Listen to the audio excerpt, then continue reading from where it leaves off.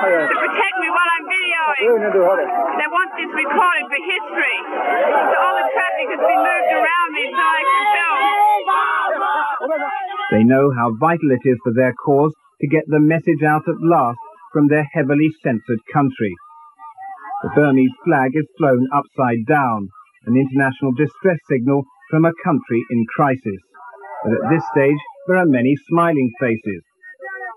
Once more, Alexandra upstages a revolution. Has been a focal point for protest and for army brutality. Unarmed medical staff were shot dead there near the start of the protest campaign. A monument to those killed remains. The Burmese revolution isn't just one class against another, but just about everybody against Ne Win, the man in charge for 26 years. The old support the upheaval. And the young high school students. Even the lawyers have taken to the streets. These are members of the Bar Council. The staff of Burma Airways are just one group of state employees who've walked out on strike. The students remain the driving force behind the revolt. They issue ID cards to make sure who's on their side. And they've produced a host of student newspapers, Burma's first free press in years. But the Buddhist monks have provided a stabilizing force. They've helped keep the country running on a local level at least. Without the monks, basic services such as garbage collection and electricity supply would have collapsed. As the wide support for the protesters grew even more apparent, government agents acted more and more ruthlessly. Ropes around the marchers to protect them from pickpockets and other infiltrators. A few days ago, people gave poisoned water to school children marching. Many of them died. A first aid station set up by the students outside the United States Embassy. Earlier this month, the protests changed character in a way that must have shaken the military top brass. Servicemen joined the marches. These are sailors from the Burmese Navy. The students know what power comes out of the barrel of a gun, hence this blatant appeal for mutiny.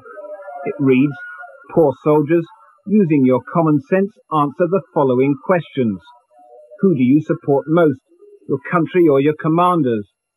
Knowing that your commanders are bloodthirsty ones, the blood of your parents and children, what are you going to do next?" As the weeks passed, the smiles disappeared from the protesters, the mood became grimmer.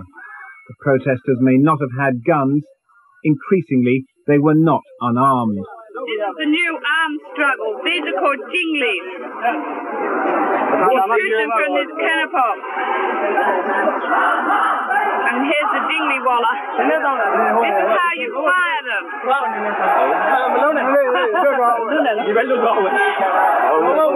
Yes, no, not that way.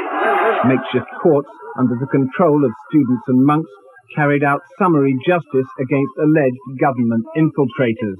This here is an execution at North Oklahoma or South Oklahoma. These people were sent in by fractions of the army to cause unrest in Oklahoma. They caught them and they beheaded them. Local districts set up their own guard posts, complete with warning gong to keep out the rising wave of anarchy. As the food started to run out, government stores were looted. The monks and students blamed army agents. The authorities blamed unruly elements. Western diplomats suspected it could have been a bit of both. Even for the lucky ones, things were looking difficult. The diplomatic store not the source of luxuries it once was. But some things remained available at a price. All these items very hard to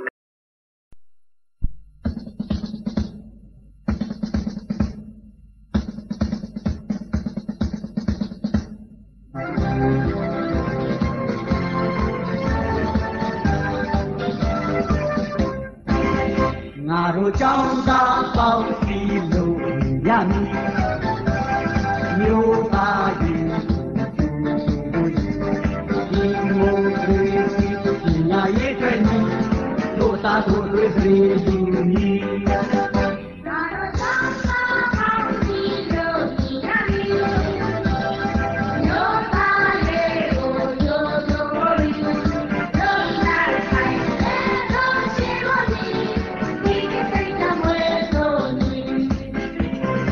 你呀呀，我来也真是你，可是我的在这里。你呀呀，我来也真是你，你这样我终究你。